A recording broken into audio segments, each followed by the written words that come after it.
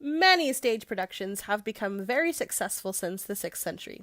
Death of a Salesman, Lion King, Hamlet, and Phantom of the Opera are some of the most famous stage productions to date.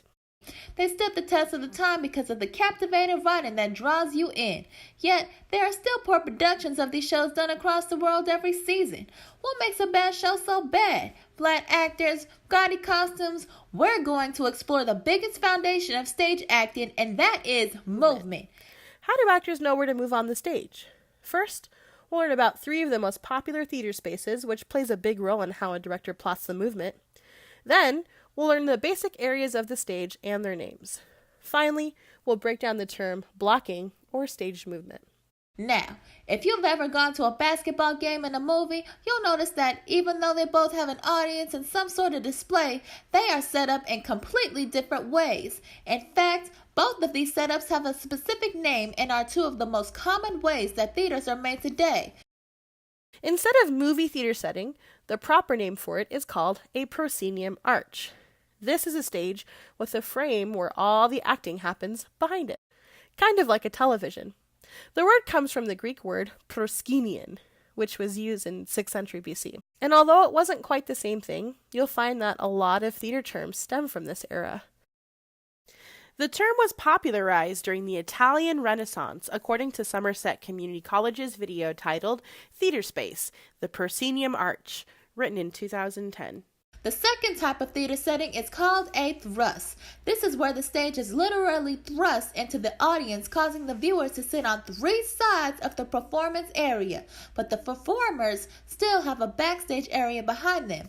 You might have gotten to the touch of a hand of one of your favorite artists at their concert on a stage like this, and the final and lesser used type of stage is called a stadium seating, or most popularly, theater in the round. This places the stage in the middle of the room and the audience around all 4 sides of the performance area or the playing space. Now, we got the types of stages. Let's learn about the different areas on the stage. Stage directions are kind of like a map that indicates specific quadrants of the stage. Rather than the back part of the stage or the front part of the stage, we use the terms upstage and downstage. Confused? I'm confused. Well, during the time that Shakespeare was writing plays, theaters were really only built in one way.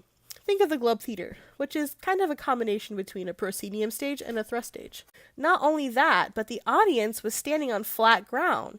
So in order for the audience to see a majority of the action happening on stage, it was built on what was called a rake.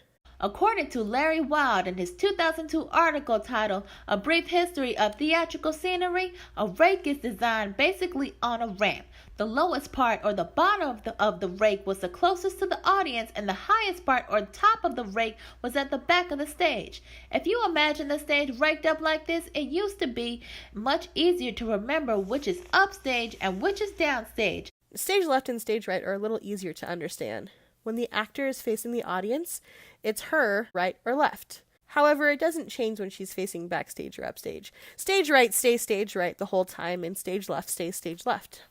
Now, when you're doing theater in the round, which is where your stage is in the middle of the room, the stage directions are a little different. They're usually north, south, east, west, and all the directions in between, or they can be clock directions, like 1 o'clock, 2 o'clock, 6 o'clock, or they can be just regular stage directions.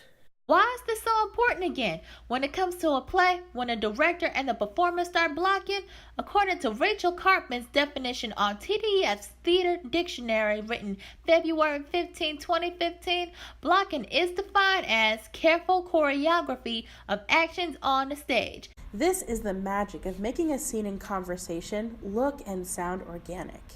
Even the best shows can be ruined with shoddy or thoughtless blocking. A great director finds a creative and effective balance of movement on the stage that is natural yet entertaining. Directors also like to put nice pictures into a show, kind of like a Kodak moment. Now, you know a little bit about the different types of stages and the areas of the stage and how movement is plot in a production. So the next time you go to see Hamlet, take a second to appreciate all the time and effort put into their blocking and movement. Shakespeare said, "All the world's a stage," but Let's be honest, the real world isn't as plot out and choreographed as the stage is. Thanks for watching.